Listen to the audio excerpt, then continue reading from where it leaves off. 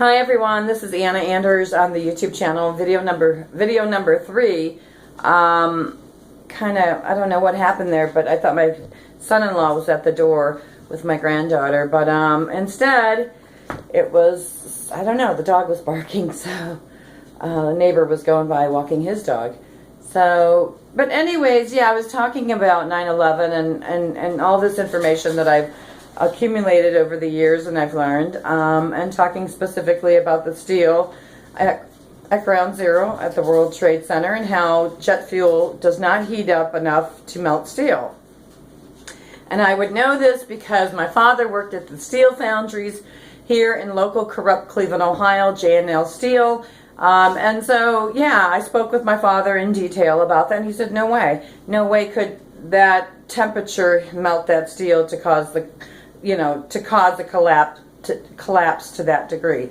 So, yeah, and I've spoken with other people too, and there's engineers for 911truth.org, and that would be Richard Gage, who's an engineer, and there's all kinds of information on that website, so as well, research and scientific facts. I do not like to entertain fiction. I prefer facts over fiction any day of the year, any day of life. So that's where I'm at, humbly. But what I was talking about before is like the global 1% parasitical elite is like a giant octopus on our planet, and they have their tentacles into everything. And so, when you sit back and you ask yourself, who owns Main Street Media? Who owns all the publications? Who owns the majority? Who's controlling the majority of books being published and magazines being published and Main Street Media news outlets and Hollywood Today? And it's all going to lead back to Israel. It's all going to lead back to Israel, and all I can say is I know that the Illuminati is really real. Like, Israel is really real. And the Illuminati is really real, just like the Purple Mafia is really real, too. And so that's what we're waking up to here on this planet. And, people play bait and switch games all the time. And that's what's manifesting out there with the No Dapple movement as well. It's kind of interesting because there's a video that's floating around of the military apologizing to the indigenous people, and I'm thinking, the military? Okay, that's one subject matter that needed to be healed, I guess you could say. Dear Lord, Father God, bless everyone that needs their relationships to be healed and restored. But we also need to talk about the Federal Reserve Bank and let those people come forward publicly and make apologies to the indigenous people and the harms that were created. And not just to the indigenous people here on Turtle Island, but also to the Africans, because in a way, all the slave trading and all that manifested as a result of the Federal Reserve Bank too. So, being established as well. And I know that. I sure do know that. And so those boats that brought over the Africans were also built and made from England. So when I was talking about the corrupt Queen of England being involved, they are. And if you look at the events of 9/11, specifically, up to date, that's current up-to-date stuff, historically speaking. If you look at the events of 9/11, George Bush Jr. was where? Where was George Bush Jr. on 9/11/01? He was in Florida pretending to read a book about a goat with that book upside down. It was a media stunt.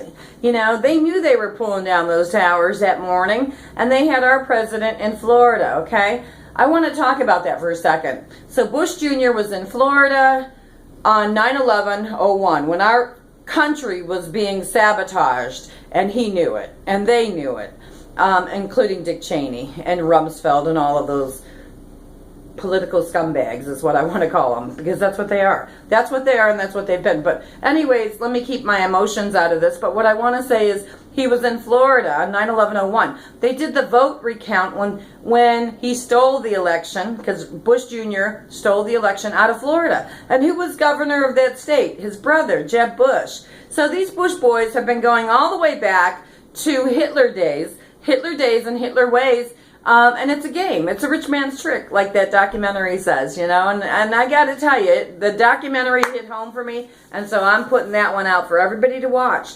You make it a point, and if you don't make it a point, then that means, you could care less about politics. But if you really want to know what's going on in our world today, I highly suggest you watching that documentary from JFK to 9/11. It's a rich man's trick, and that'll bring you up to par.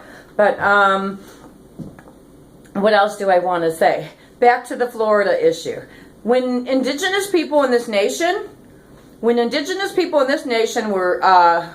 rounded up, they were put on trains. They were put on trains and brought across country from out west. And when they were put on those trains and brought across country from out west, they were taken to Florida.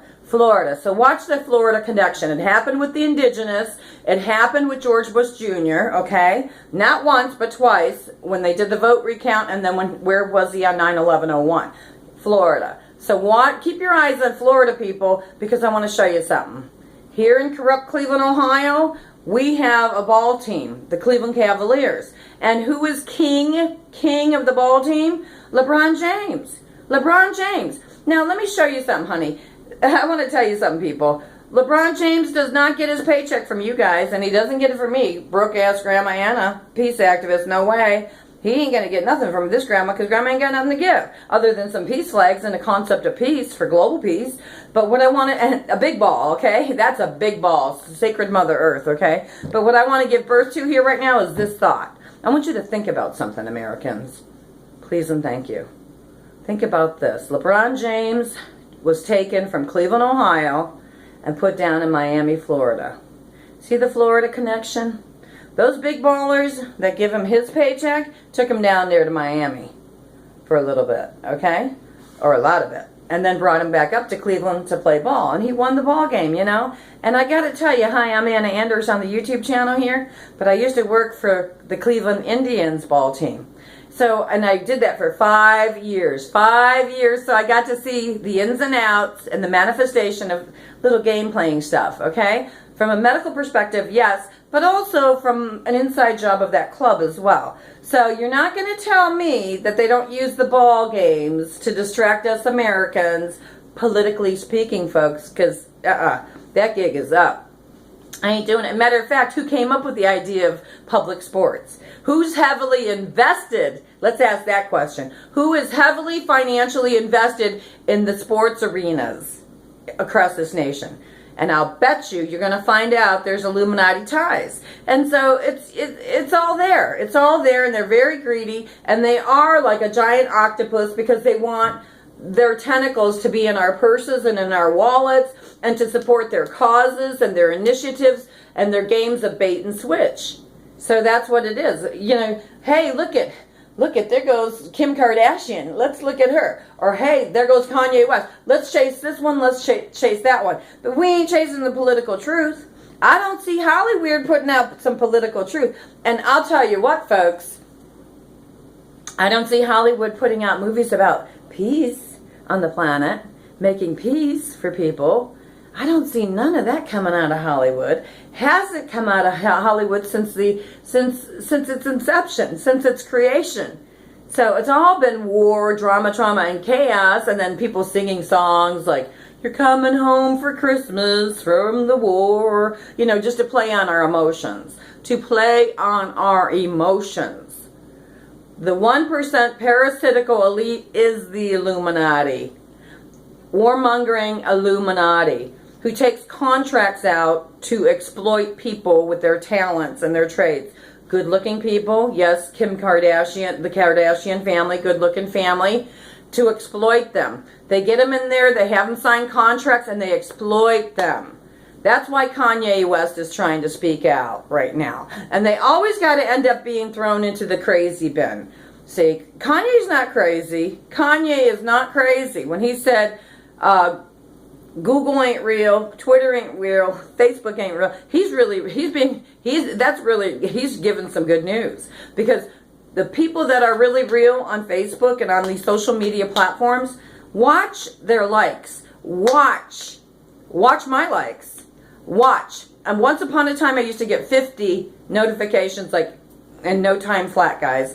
But I gotta tell you, my social media, it has flatlined, and I've watched it over time flatline. And it's because it contains the cause of global peace.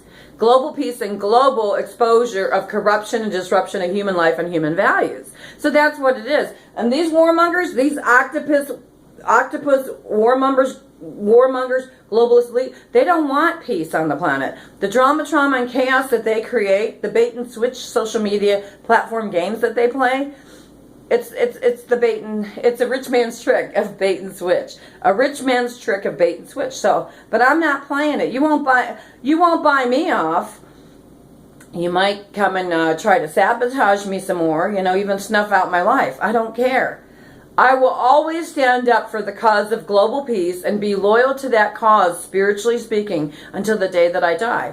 Until the day that I die, I'll take that cause into my grave with me. I will not ever succumb to the corruption and the, the desecration and the exploitation of human life and human values. No way.